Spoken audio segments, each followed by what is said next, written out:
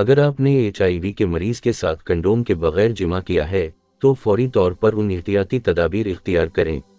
1. फौरी तौर पर डॉक्टर से राब्ता करें। सितारा HIV के मरीज के साथ जिमा के बाद फौरी तौर पर डॉक्टर से राब्ता करें और इन्हें वाकया के बारे में बताएं।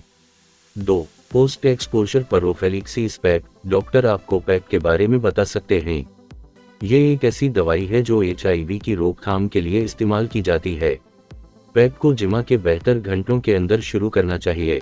3. HIV का टेस्ट। डॉक्टर आपको HIV का टेस्ट करने की तजवीज़ दे सकते हैं। ये टेस्ट HIV की मौजूदगी का पता लगाने के लिए किया जाता है। 4. सेहत की देखभाल। अगर आपको HIV की तशख़ीस होती है तो आपको सेहत की देखभाल के लिए डॉक्टर के साथ करीबी राब्ता में रहना चाहिए। 5. रोकथाम के लिए तदाबीर। अगर आपको HIV की तशख़ीस होती है तो आपको रोकथाम के लिए तदाबीर इख्तियार करनी चाहिए, जैसे कि कंडोम का इस्तेमाल, HIV की दवाएं लेना और दूसरों को HIV से बचाने के लिए तदाबीर इख्तियार करना।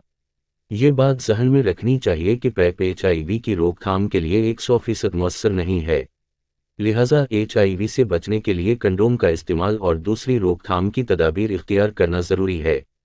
ये है रेडियो जीवे पाकिस्तान डिजिटल।